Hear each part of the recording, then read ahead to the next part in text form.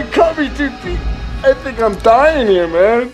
Welcome to the 3B Video Deep Cut Podcast. Watch a few movies, take a few notes. It was fun. Hello, podcast listeners. Did you remember to lock your door? This week, we're talking about You're Next with your hosts, Rotten Roger DeMarco and Evil Dead Inks. And it's me. I've been in your closet the whole time. Let's remix one up. Whoa. Been in the closet the whole time. Plot twist, motherfucker. We've kind of teetered and teased about talking about this movie for fucking 2 years now. We've brought it up on several top fives and things of that nature. We're all big fans of this movie, and I cannot wait to get into this. So, Evil, do you want to give the people at home a brief plot synopsis of You're Next? This is a feature film that what happens when rich people try to plan a home invasion that goes awry. That's pretty good. Simple, yeah. Straight to the point. Yeah. I thought a little bit about it the other night, and I was like, I'm going to be prepared once every 7 or 8 times for Roger to ask me the question for the plot synopsis instead of just winging that shit on a whim. So that's what I come up with. That's what 8 to 12 hours of rest and thinking will produce. 8 to 12 hours of rest, man. I'm fucking jealous. Yeah, none of us get that kind of rest. So this is a sort of the adult Home Alone, I guess. It's fair to kind of compare it to that a little bit. It's got a little bit of that Kevin McAllister vibe. Would you have preferred it if it was Kevin McAllister, like grown up and nobody knows his history and this shit goes down how it goes down and he's still breaking out like his one-liner, like he puts a blender on top of dude's head, is like, you give up yet, or you thirsty for more? Yelling at the guy with the axe outside. I'm in here, you big horse's ass. It definitely has that. It has that Home Alone, home invasion, protect the fort vibe, which is one of my all-time favorite types of movies. I talk about it a lot, and I bring movies like this to Remix's attention and to your attention. But I'm curious, how did this movie come about for you? Did you see this in theaters, or was this a home video pickup for you, or what? I did see this in theaters because I saw the previews for it before it came out, and the wife and I were like, yeah, this looks good. We should go see this. And so we got to experience it in the theater, which was pretty rad, gotta say. Oh, that's amazing. I did not see this in theaters. I think it might have been your glowing endorsement, though, that made me pick this up on day one of release. Because I know we were good buddies by this time, and word was gold. When one of us said something, it was like, take it to the bank. Mm-hmm, the blood bank, Senator. I'm going to say that joke every goddamn time the word bank gets brought up on this podcast. I'm going to set it up. I'm going to set it up like that every single time, too. I expect it every single time. You set them up and I'll knock them down, goddammit. So I watched this movie in the comfort of my own home, and I was giddy with excitement and just having a blast. First of all, right off the bat, you have Larry Fessenden. I hope I'm pronouncing his name right, as the neighbor who's clearly banging a girl way out of his league, an underage girl perhaps. And I just love that guy. He's in all kinds of good stuff. So seeing him, I was like, yes, that guy rules. And then we get in a little deeper, and we got Barbara Crampton, she's horror royalty. Yes. And the king of the movie, as far as I'm concerned, even though his role is minuscule, is A.J. Bowen, who we've all grown to love, and he's this like everyman of horror, and I love him. He very much is. But even he, is like, man, I'm hardly even in this damn movie. Right. And Remix, I believe, did you know about this movie ahead of time of me sending you home with it, or what? Pretty sure we watched it together, didn't we? I don't think we watched this movie together. I think I sent you home with this movie. No, I definitely did not know about this movie. Other than the fact that you've got all the posters on the wall signed, and then you had like 38 dozen headshots left over from a convention that you were running with them. Mm-hmm. But yeah, at the end of the convention, they were like, we had all these 8x10s, and you can either just throw them away or you can take them. And so I took like a stack of like 400. I'm taking these. Yeah, I'm taking these headshots, and I gave a bunch to Evil, and I had a whole bunch. Like, my whole movie room, before it turned into 3B video, was just decked out in your next memorabilia. I love this movie. I put this movie up on a pedestal, which is why I'm so surprised it's taken us this long to talk about it, dude. But, shit. Speaking of things taking a really long time, the sidebar to all those 8x10s that you grabbed, the wife just this past week finally got to scrapbooking that particular convention experience and used some of those 8x10s as backgrounds for her scrapbooking pages. Holy shit, that was 2016, wasn't it? Yeah. Oh my god. Another sidebar as far as scrapbooking goes, we're kind of compiling all of our convention photos, and we want to make a big coffee table book. We just haven't done that yet, because it's like, to order a big coffee table book takes a little bit of coin, even through my wife's profession.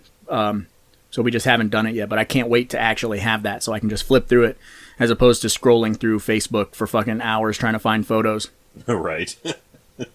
Yeah, we've gotten to meet 2 of the 3 hired killers, and then we got to meet AJ Bowen at a festival, the film festival that we talked to Adam and Joe at. We just barely happened to catch the guy, like, as we were leaving, like, man, I thought he was supposed to be here. And, like, on the way out the door, like, there's AJ Bowen. Mm-hmm. So got to pick his brain a little bit about the movie. I talked to him a lot about jiu-jitsu, which is, it's an amazing thing because we're both big jiu-jitsu guys. But, Remix, are you like in fully on this, like the home invasion movies? Are you a fan of that subgenre in particular? fuck, I don't know. You don't know? You don't know about home invasion? What kind of answer do you want? Have you put him through, like, Hush? He has not seen Hush. That's also not a bad one. Yeah, that's in my top 5 home invasion films. I like movies like Green Room. They're good, but then I also like movies like fucking Friday the 13th. Yes. So, I mean, it could be any kind of movie. I don't really have a specific genre that I follow. How about Assault on Precinct 13? I don't think he's seen either of those, the original or the remake. How about District 9? The remake ain't really too home invasion-y as much as the first one, or the original seems to be more that kind of setup. But right. There's a couple right there you can check out and be like, there's 3 whole movies of home invasion flicks, and you can make your assessment of, do I like these kind of movies or not? Right. Hush is really, really good. But Green Room is essentially that. I usually kind of lump them in with not necessarily a home invasion, but a like a defend the fort type of movie. So Green Room is a defend the fort type of movie. Your Next is a defend the fort type of movie. Any zombie movie technically is. It's the concept of, we're in here, we're out there. As long as we keep them out there, we're good. But something will happen, and it will get fucked at some point. Yeah, and I fucking love zombie movies. So. Mm-hmm. Yes, you do. We always, so in a roundabout way, he does love these movies. Then. Yeah, let's talk about Day of the Dead Bloodline sometime on one of these podcasts. We already did. I'm good. Not on one of these. You gotta go to the Patreon for that. Nah. Patreon.com/3B. Get access to each one of these podcasts 1 week early and get access to Evil's exclusive Kayfabe for Real podcasts. Look at that random plug right in the middle of the podcast. I like it. I like the cut of your jib, boy. I like your cut, That's G. pretty good. If we can just speed up his tempo just a little bit, he kind of totally could pull off that, medical side effects commercials. Zibbidi-bidi-bidi-bidi. Patreon.com/3B. Side effects may include death or unstopping erections. Unstopping You know, erections. leakage. Yeah. If erections last for Unstoppable more than 4 erections. hours. That's a horror movie in and of itself. I have these unstoppable erections and I can't control it. You clearly haven't seen Dick Shark. Dude, or Chillerama. I have not. You haven't seen the third film in the... What the fuck is that fucking franchise? That totally not fucking H.P. Lovecraft Reanimator. Oh, Reanimator. We that's got an all the unstoppable dick in it. Reanimators. Beyond Reanimator has an unstoppable dick. Yeah, that's true. No dicks in From Beyond, though, except, you get a pretty good idea of what Ken Foray's looks like through his excessively snug underwear. His Speedo. His blue He's just Speedo. running. He's just running full force in. Well, that's, jeez. I didn't know that was in Blu-ray Ultra HD. Top 10 unstoppable dick movies. Well, Ken Forey's, penis just hard flopping in those fucking hard flopping. Hard flopping. Side effect of unstoppable dick is hard flopping. Yes, we got wicked sidetracked. Okay, so back to your next, ladies and gentlemen. No, Where there is no unstoppable erections or floppable hard-ons. right. Basically, it is this. It's this family dinner, not necessarily a reunion. I thought it was kind of a reunion. Is it a reunion? It's a reunion, yeah. It feels very Thanksgiving-y. I don't know if I'm the only one who gets that vibe, but I tend to watch this movie around Thanksgiving because it seems like a family dinner movie. Because it has that like cold kind of outdoor environment to it. It's got those kind of very late autumn vibes to it. Like you definitely need a jacket when you leave to go outside. There's no leaves on the trees. It feels like middle America right before winter's about to fucking slap you in the face. Okay, so I'm definitely not the only one who gets that Thanksgiving vibe, even though the words Thanksgiving are never spoken in the movie. It's the color palette. The color palette just hits you with that without even knowing it. Like warm, but also cold at the same time. I don't know, like it's warm inside, cold outside, yeah. Yeah, very warm, like wood surfaces inside. It's like very homey. But as soon as you go outside, it's like, oh yes, brisk, cold air. And fucking dudes with lamb masks and fucking bow and arrows, or crossbows, I mean. AJ Bow and Arrow. AJ Bow and Arrow? You motherfucker. That dad joke. Get the Canyon Arrow. Bow and Arrow supports Canyon Arrow. That has to be made by somebody now as they're hearing this. I want that put either on our Facebook page, our Discord, somewhere. Tag one of us in it on Instagram, something. I want somebody to Photoshop a AJ Bow and Arrow. I'll take it. I'll take 2 of them for Christmas. Get one for each of the kids. You'll shoot your eye out, kid. What? So just shoot your eye out, kid. Oh, yeah. I thought you said you should dry out, kid. I was like, dude, I haven't had a drop of alcohol. I'm sick of your allegations. But, so, the thing about this movie that's so fucking good is the subtle, like, family dynamic. And I know you and I have talked about this a million times, Evil, and I'm sure I've talked about this with you, Remix. But, like, A.J. Bowen and his older brother, how, like, you can tell that they fucking despise one another. Oh, and all those little like mini comments that are like just digs. Mm-hmm. And it's so subtle, but it's played so straight, and you really get that sense of family. Like, oh, these motherfuckers have known each other their entire lives, and this one's kind of a fuckstick, And he doesn't ever like come straight out and be a cocksucker, but it's there. It's there on the screen, the way that they look at each other, the way that they snark back and forth. And you really do kind of feel for A.J. Bowen in the first half of this movie. He's so likable. That's what's so good about this movie is, God, he's a sweetheart, And you look at him and he's got like the kind of chubby... Go ahead. He's that middle child of the 3. He's the middle child, so he's going to be the most like... responsible, like trying to do shit on his own. The oldest, definitely, he possesses that favorite mentality of like, oh, I was the best in sports. I'm the best at doing this. They always love me. I'm always doing really well. Then you have, you know, maybe the baby youngest, that's the girl, yeah. Yeah, that can either be the ultimate apple of the eye, or it can be kind of forgotten because they've already had 2 children by this point. They can kind of get into deviant behavior.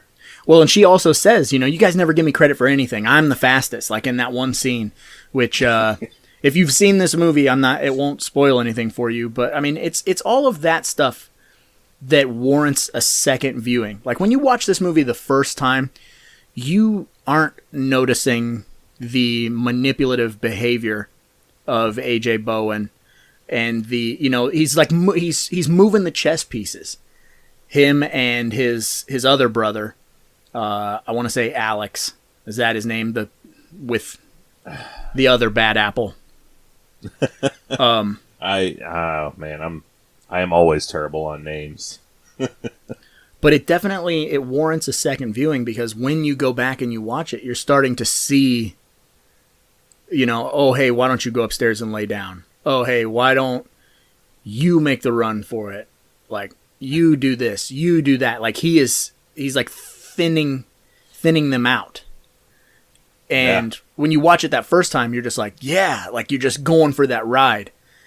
And that's expert filmmaking. Very much. And I would, you know, it's not done enough, but I really like some of the score. Like during the suiting up montage, I was like, I really, really dig the synth score that you get just a taste of. I wish they would have done just a bit more of that in parts of the movie. Yeah, absolutely. But the music is excellent either way. Even aside from the score, all the audio cues are fantastic. Yeah, I love the synth score vibe, and I'm so glad that that's starting to kind of get this resurgence to kind of pay homage to that like late 80s, early 90s horror or action vibe. It definitely triggers some form of nostalgia when you're watching it, and there's something about synthwave that just, I'm like, oh yeah, here we go. It's a hyper cut of people putting nails through boards or whatever, you know, like I'm like, this is what's up. I get all jazzed up about it. Yeah, it definitely, like, it puts you in that, yeah, we're gonna fucking take care of these guys. Yep. Sidebar about synthwave.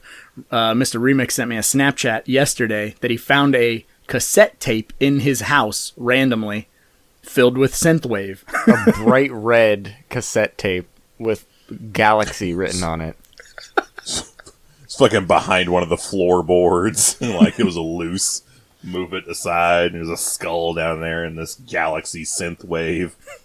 It's pretty good. It was pretty good. He sent me the Snapchats of it. I was like, this is impressive. I don't know where it came from. I don't know what it is. But I was half expecting you to start like doing Molly and waving around fucking glow sticks at me. That's what happens if he plays it backwards. Dude, Chicago kicks ass. I command you in the name of Lucifer to spread the blood of the innocent. Out of all of the deaths in this movie, if you had to pick one that stuck out the most to you, which one would it be? Beat to death with a fucking meat tenderizer. Oh, that's a good one. That is. It's not the one that stands out the most to me, but I'm a big fan of that one.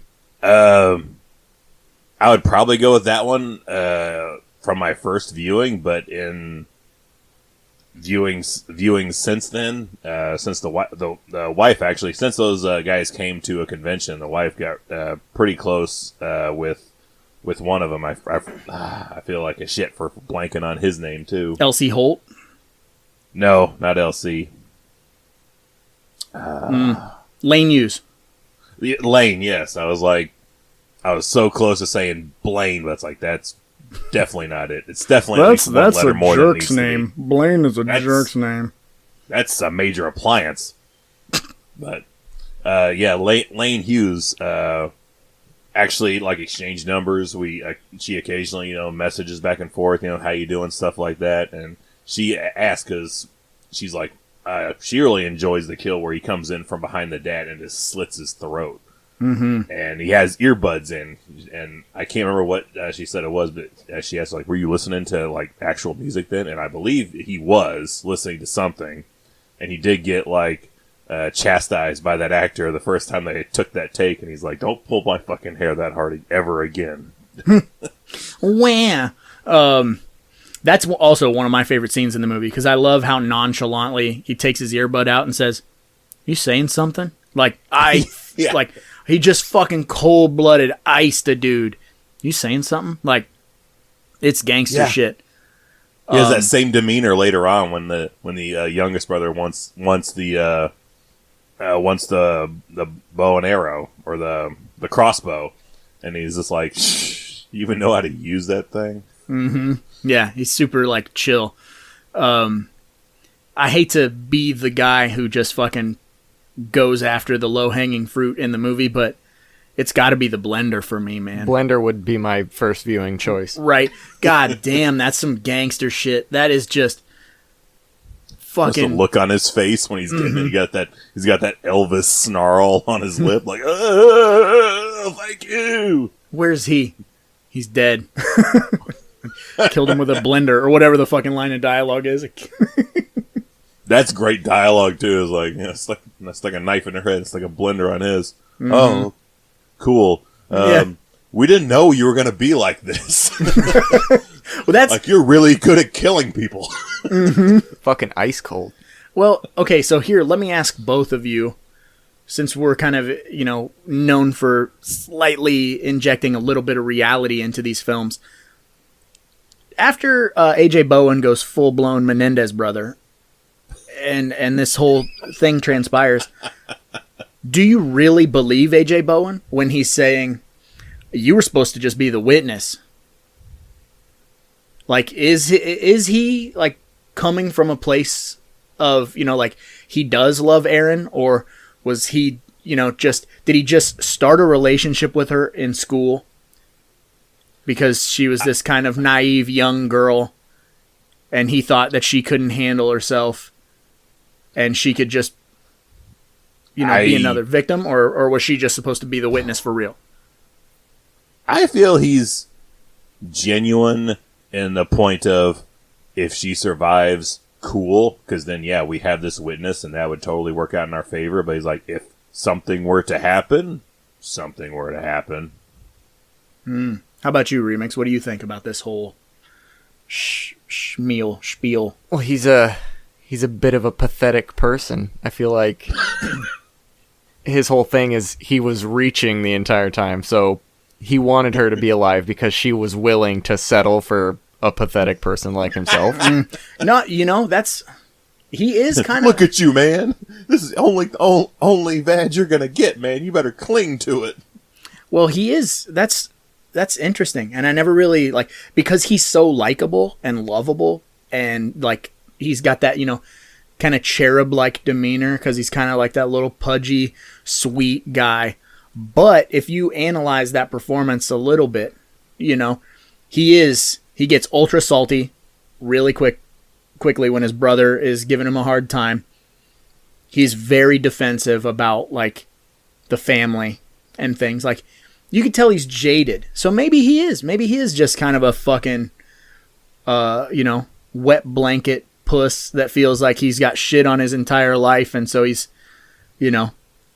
This, I believe, definitely is his best shot at a good relationship. Because if he's not with her, he's definitely going to hook up with somebody that's going to just steamroll over his ass all the time.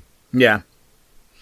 We'll slap him at the dinner table for, asking for extra peas or something. It's like, shut the fuck up. You don't need extra peas, you fucking slob. Eat what you got. No seconds for you. We don't want you getting pudgy. What'd the doctor say? Huh? What'd the doctor say last time? Dayfly eggs. Friday the 13th Part 3 reference. Deep cut. Not afraid to make a big scene, during, a holiday event, just to chastise him in front of everybody. Mm-hmm.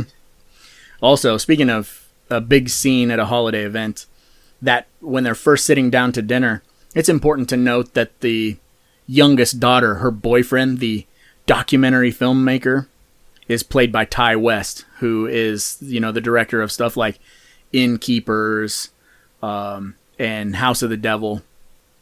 And so it's really funny to see him play this kind of pretentious documentarian. And I love the jabs that the brother throws at him about, if I make some commercials, just zing them in there. Zing them in there. That would trigger me so fucking hard. I would get so fucking mad. And that older brother is so good at that. That's the thing, man. I'm telling you, the dynamic between all of them is fucking fantastic. And with all that shit that he gives too, like you still, like you laugh 80%, but still by the look in his eyes, 20%. You still sympathize when he's getting stabbed with like 4 different knives and screwdrivers and shit. Why won't you die? You know how hard this is for me? And he's just looking at him and you're like, you deserve probably most of those stab wounds, but you have a pretty good emotion in your eyes. It's like, why? Mm-hmm. Well, the shitty comments at the table. What is? Also, super sidebar. I don't want to. Is it because I'm better than you? And I don't want to run the actor, I don't want to run him through the mud too much, but I forget his name, the older brother. But Joe Swanberg? There you go, Joe Swanberg, thank you. My problem with him is he looks like fucking Michael C. Hall or whatever the fuck. Oh, Dexter? He does look a little bit. His face pisses me off. But here's the thing. Here's the thing about him that I've learned over the years of interacting with other people who've worked with him, AJ Bowen and the guys from Your Next and a couple other people during the convention scene, is that guy is kind of a dick on set. So when you know that he's kind of a prick in real life, seeing him play a prick, like, how sometimes you can just get a sense when you watch a movie, like, the other day we were watching Halloween 6 and my wife is watching Halloween 6 with me, and the stepdad or whatever, the piece of shit that gets electrocuted, she's like, that guy is not mean in real life. Like he's too sweet. He seems too sweet to be a jerk. You just get that sense, right? And then so we're watching all these special features and watching all these convention footage shit of him, and he's the sweetest guy in the whole world. But yeah, you can just get that sense sometimes when you see someone. And when I look at that Swanberg, that's like a feel like I want to hear like a Kane Hodder thing. Mm-hmm. I heard that Bruce Campbell had said like most of the guys that play real pieces of shit in movies are the sweetest, nicest guys, and the guys that are the nicest in the movies are actually the shitty ones. Right. Yeah, that's 100% true. The villains are always nice. Like, we could run through a list. We've been around Candyman. We've been around multiple Jasons. I've met Robert Englund. We've multiple Leatherfaces, and they're always super duper nice. And it's always the person who's like, guest number 2 at the dinner table or whatever. Like, they're a total fuckface and they charge you like $50 to look at them. Yeah, do you know who they are? They were in that movie that one time. They were guest number 2, motherfucker. I'm gonna start doing that every time. I'm just gonna start being like, I was scumbag number 3 a couple of times. Don't talk to me. That was 100% that one chick that, like, at a convention I went to, where she was in Sin City. She's the one hooker that wears like the banditas mask. Okay, been a minute. Showed up at a convention. Yeah. Charged like $75 for the meet and greet and autograph, and I'm like, you don't even have 75 seconds worth of screen time in Sin City. What the hell are you doing charging almost a bill to bullshit with you? Are you what? Mm-hmm. That takes full circle to the Big Daddy story, but I don't need to touch on that again. They don't need to go there. No, but that's... You have to look at it every time. Yeah, some people are just like that. And every time I look at that guy, I think, man, you are a prick. Like, he's the type of guy to send his kids to bed without dinner. Like, or smack his wife, seemed like a real closet jerk.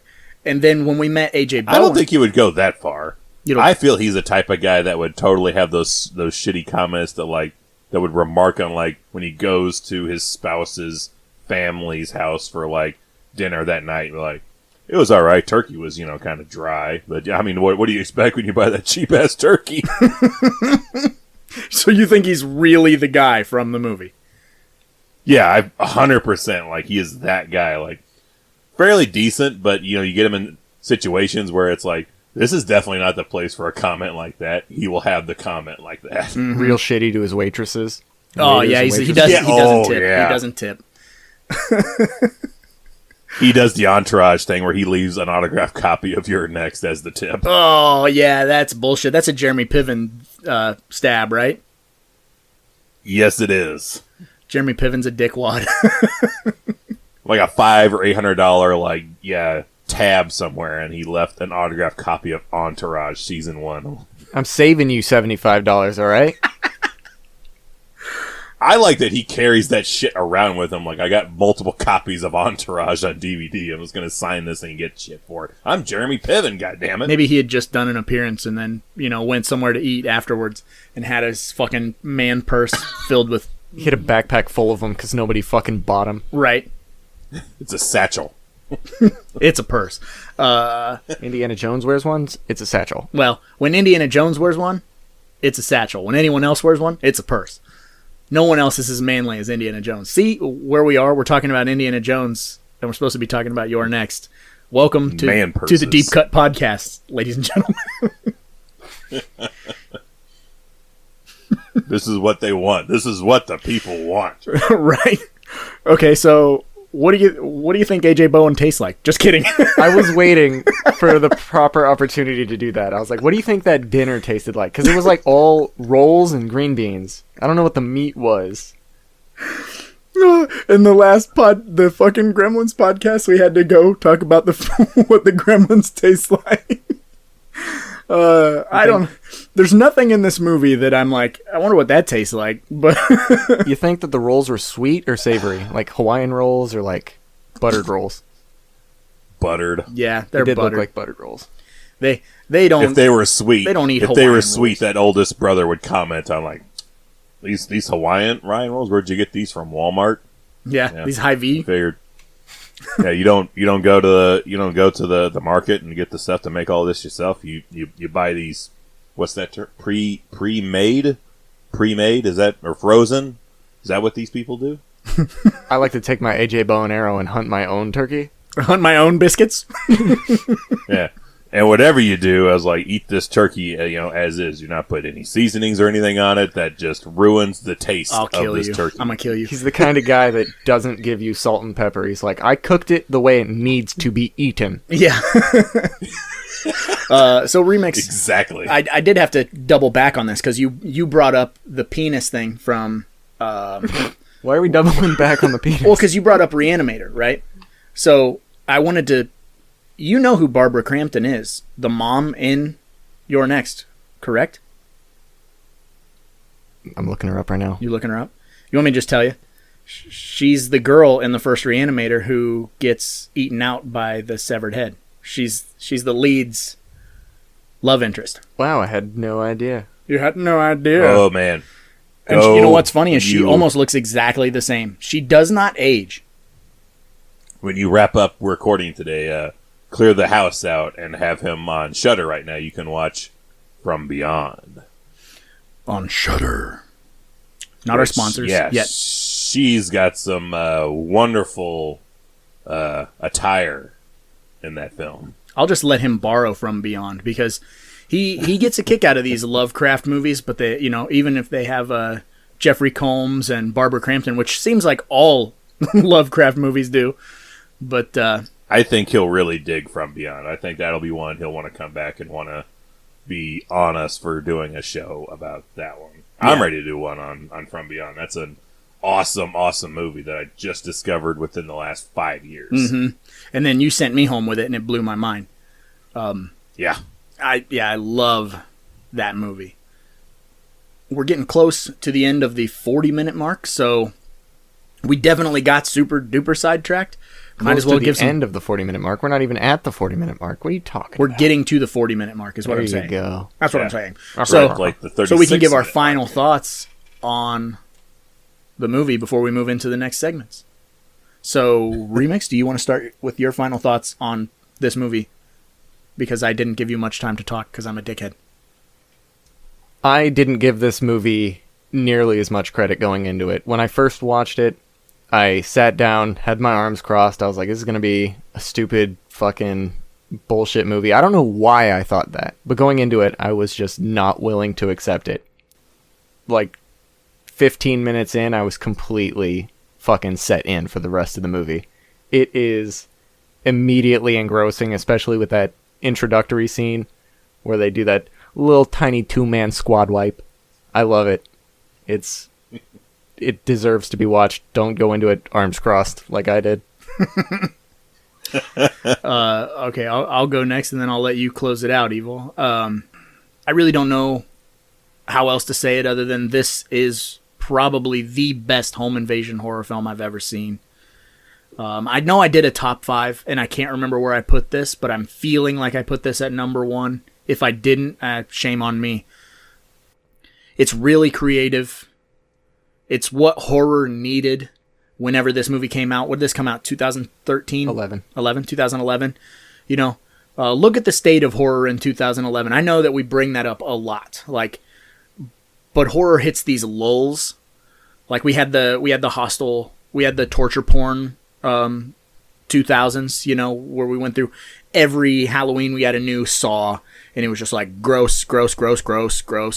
And they're fine for what they are. But horror goes through these weird little cycles, and then it'll fizzle, and everything will be, oh, it's all found footage, or it's all ghost movies, or whatever it is.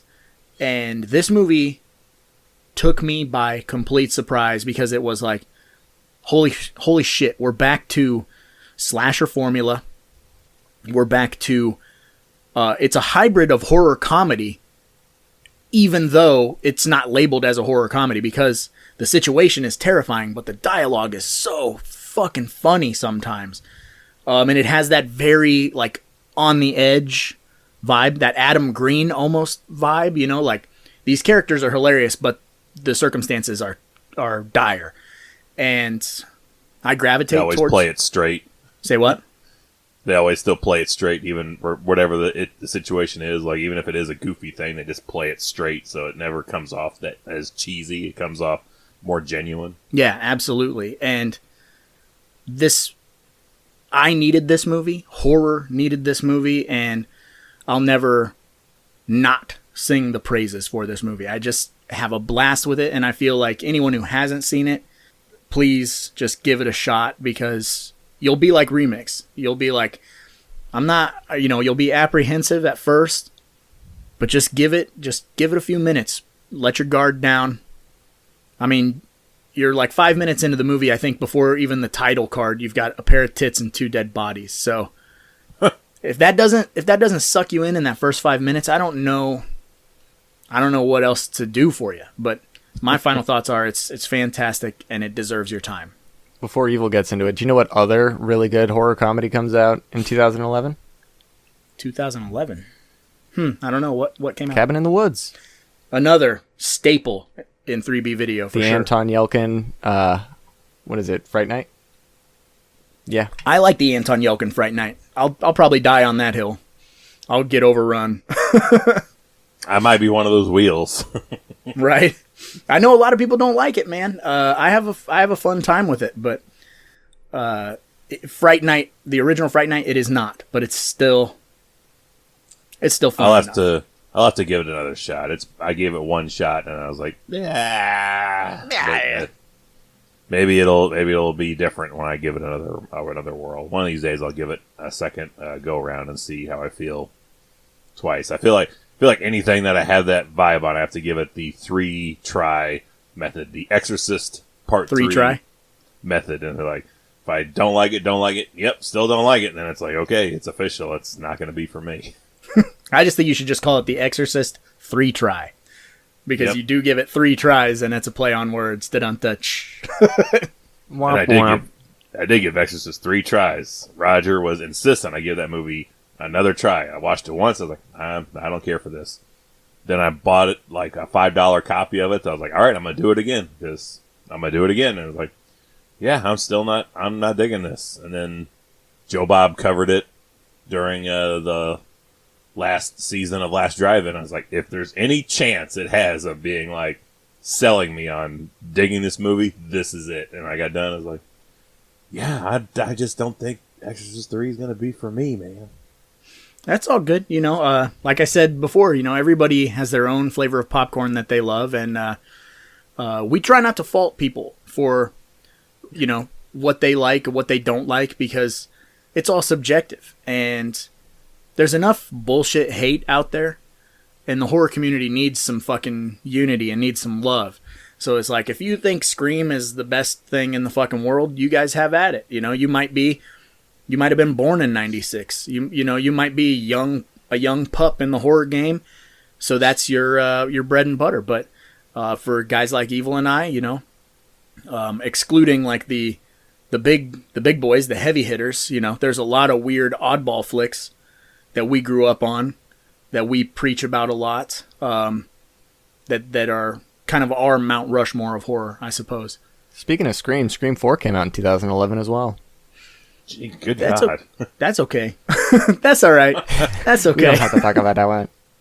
I'll fault you for whatever flavor of popcorn you like, because if you're putting M&Ms in your popcorn, you're a fucking lunatic. Hey, that's delicious, goddammit. Did you know that M&M's is selling popcorn, or M&M's with popcorn in them now? That's a game changer. Maybe they'll sponsor us, because I like popcorn. That's a Final Girls. That's a Final Girls reference, isn't it? Where they talk about doing that, and they go into the theater like, I put M&M's in the popcorn. It's like a little surprise every bite. Mm-hmm. Final Girls forever. God damn it. All right, Evil. So your final thoughts on your next. The trailer hooked us. We went and saw it in the theaters. We loved it. We were super excited when we got to meet a couple members of the cast. It's still a movie I don't mind. It's one of those easy go-tos. We got a good handful of movies that are like, if we can't decide on any movie, there's a good 5 or 6 that's like, okay, we could just throw that on, and that always is good background cinema. You're an X is definitely one of those. I said the wife has a close friendship with Lane Hughes. Still talks to him here and there to this day. Good guy. Good movie. Excellent score. Excellent soundtrack. It's just a damn good movie, and you need to go check it out if you haven't. Go watch it this Thanksgiving with your family. Yeah, and then kill your annoying brother or cousin. I would love to watch this movie with the family. I feel like it would be a perfect family movie. Right? Everyone should just get a copy of this and bring it to their Thanksgiving family dinner this year. Because the family dynamic in it, people can be like, oh, I kind of relate to this, or I kind of see how our family fits this family dynamic, and then all of a sudden they start getting picked off, and so they immediately sided with one character, and that character dies, and they're like, all right, well, fuck me, I guess. Or they get done with it all, and they're like, yeah, I guess we are a lot better, because we haven't, attempted to murder each other all yet for the family, fortune. We're better people than this. I feel like A.J. Bowen's character wasn't doing it for the money. I think he was doing it for revenge on his older brother. Money was just a little caveat. Felix was in it for the money. His younger brother just beat him into it. He's like, I need the money. You're going to fucking do this with me. I'm going to punch you in the face, A.J. Bowen. Felix seems like a junkie, so it's like he's doing it to support a habit, Yeah. Which, again, that's the beauty of these podcasts. Now we're at our final thoughts, and we're fucking getting into the meat of the movie. But he's hooked on Molly. That's just how it is. If you want to talk more about your next with us, make sure you join us on our Discord. Look up Buddies Forever Discord. I don't know if you can just join. No, you can't do that. You can't go to our YouTube channel and check out any of the descriptions. Yeah, do that. Go to the 3B Video YouTube channel. See, I don't know how this whole thing works. If you're listening subscribe to that, because we need the subs on that as well as we got them on the podcast. Same thing we do here, we do there in a longer format and in video. Mm-hmm. So, yeah, join us in all of our glory, all over the interwebs. All the bells and whistles everywhere. Right. Okay, so with that being said, now that we're done with our final thoughts, Evil, I think it's time to move into another little segment, the Amazon 1-star reviews.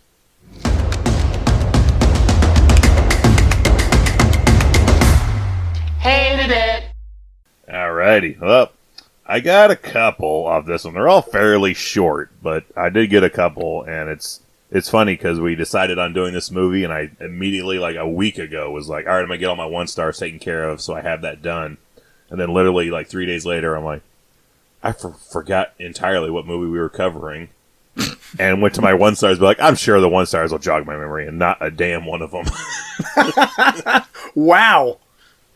So, but they're still good. But, yeah, like the first one I grabbed was from DGC on September 7th, 2015. 1 star. Hello.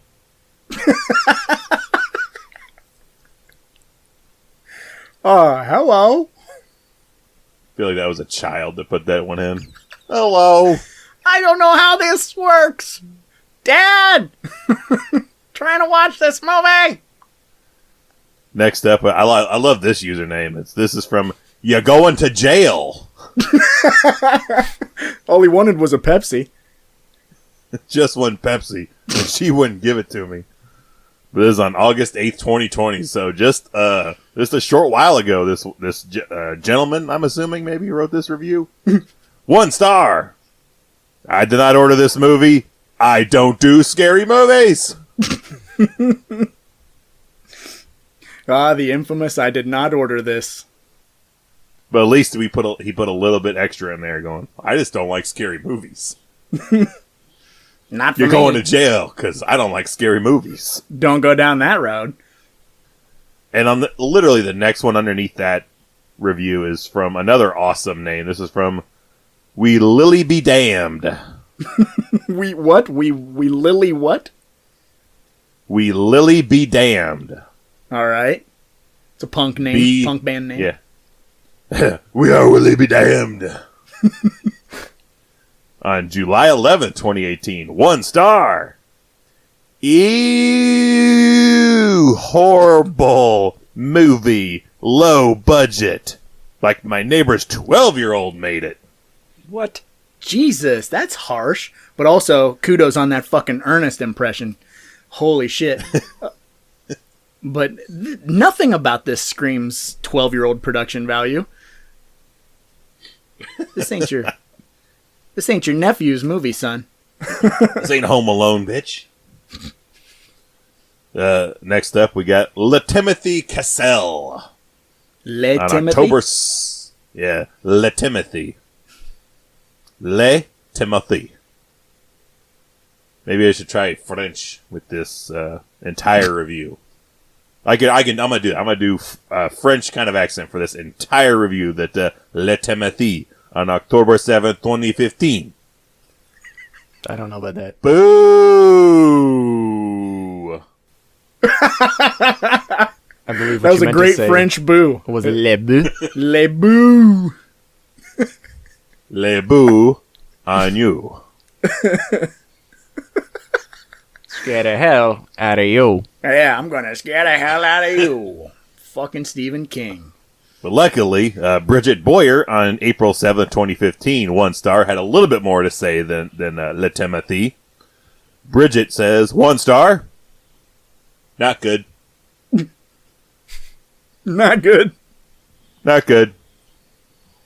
And finally, the coup de grace of the 1-star reviews. This is from good old Wendy on January 22nd, 2014. 1 star. Oi! How dumb can it get? What a piece of junk! I wish Tommy Lee Jones would zap my brain and erase the memory of this putrid piece of puke! How dumb could it get? Give me some not from North Kilton.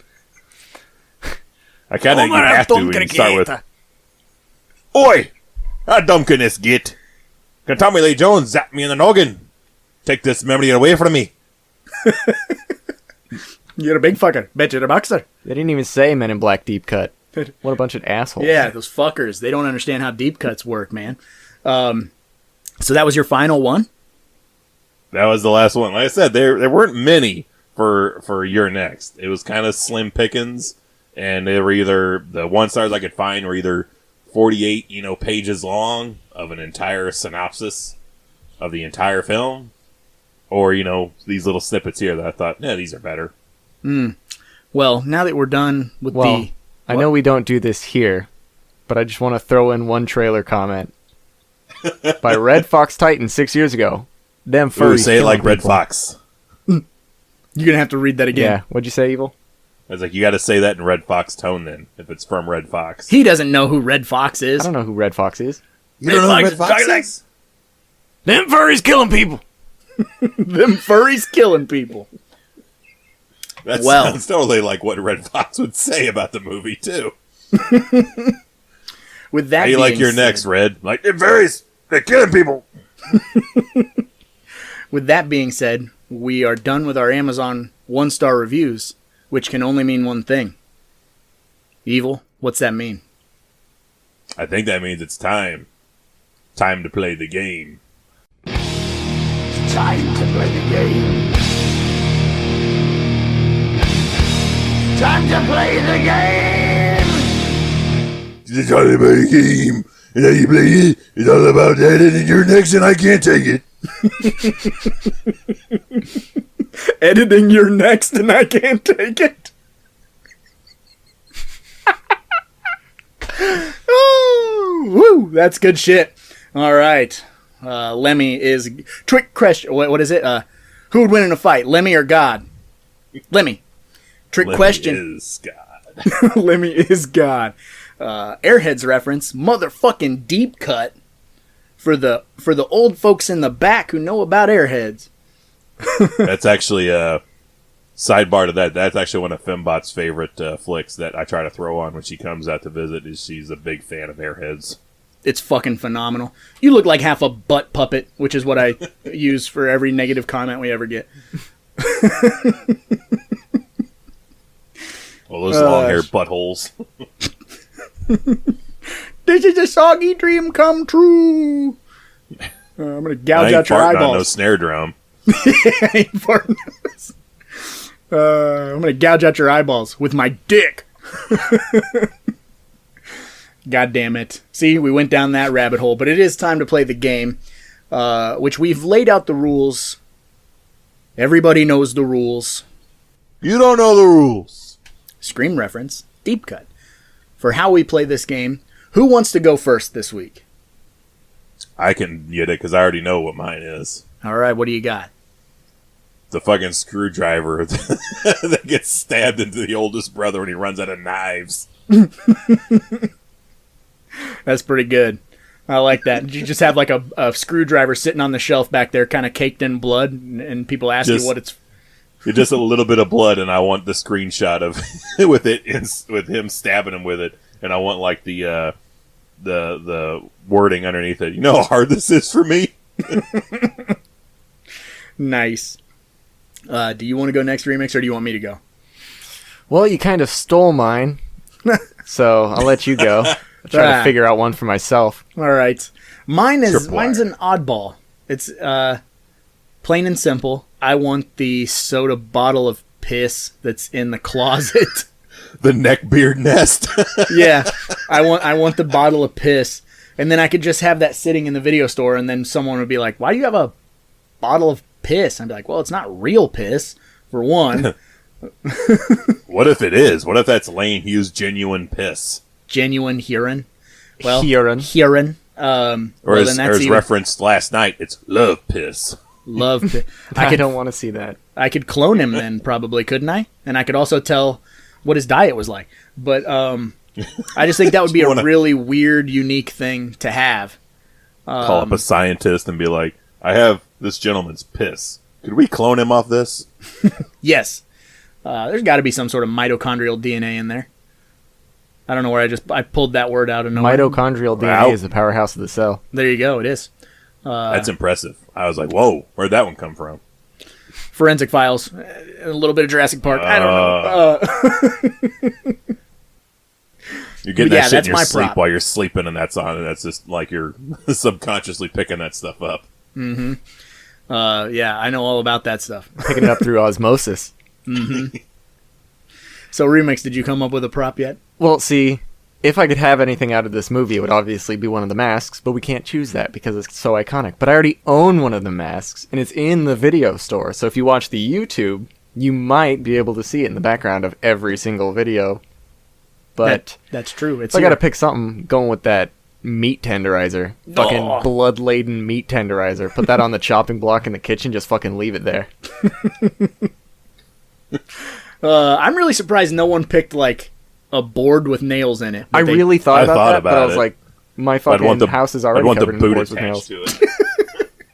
It's made out of boards with nails in them. No, it's fucking covered in them. Have you seen my walls, sir? Oh, your walls are terrifying. You live in a Home Alone trap. It's weird and scary. I'd only want the sue your board. landlord.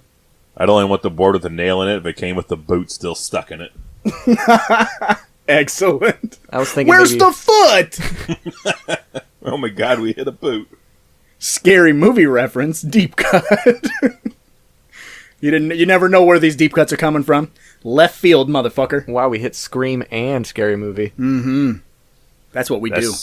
Yeah. Journalistic integrity. I thought maybe about picking one of those tactical backpacks or something. Maybe the crossbow, but nah, I think meat tenderizer is my go-to. Also, the other thing that is, kind of low-hanging fruit that I was really surprised you or I didn't do, Evil, was the CD that's put on repeat, because we actually have that song downloaded and we fucking jam out to that song, like, on road trips and stuff. So, I was kind of like, just get that CD. Can I have the mom's corpse? Why? Sight gag. I like that leaning around the microphone sight gag. Just wait a couple more years. That's mean. Barbara Crampton's got plenty of time left. I'm just fucking around. Please, if you hear this, Me Barbara, too. I love you. I respect you. I don't want you to die. You want someone's corpse? Do what everyone does. Wait a while. Nobody wants skulls that haven't been interred. That would be dishonest. Return of the Living Dead 2 reference, deep cut. But anyway, I suppose on that note, we've discussed the film, not at length. Have we? Sort of. We started to get into it. We that's the conversation basis is your next. Then we hit the 1-star reviews and we hit the prop game. So we pretty much don't have anything else to say.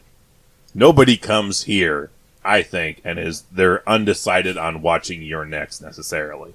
Maybe once every great while, but I feel 90% of people that are going to click on to listen to this definitely know what Your Next is all about, and they're like, I can hear anywhere the whole plot run through end to end. And that's easy to find. You're not going to find the weird shit that we got to go off on, like an AJ bow and arrow, or what he might taste like. AJ Canyon Arrow. That shit. Okay, let's close out the podcast with this food for thought. We met AJ Bowen, so it might not be fair, but what do you think AJ Bowen smells like? That's where I thought you were going. Mahogany. Mahogany? I'm gonna go Oak. Oak. I think he's an oak man. Yeah, I was thinking something like a more dark but sweet smell, so something like a Twilight Woods. I'm leaning towards bod. I'm leaning towards, like, he can't afford decent. No, I think he wears cologne. You think he has some good cologne? Like some Dracar But Noir not or like- what the fuck ever? Not like a super expensive cologne, but like something you would get for like $26 per bottle. That's that fancy shit you brother- get for Christmas. The youngest brother wears bod. And it's only reason he has it because the oldest brother bought it for him. Be like, I know you don't like anything good, so I just went to the local generic drugstore and found this. I thought it was more your fitting style. It's like a 9-pack with a loofah. The oldest brother wears Old Spice because There he you feels go. sporty. Mm-hmm. Yep. Well, now that we know what they all smell like, I suppose we'll see you guys in 2 weeks. Don't forget to lock your doors. 2 weeks. Where's Felix? I stuck a blender in his head and killed him. Oh. Okay.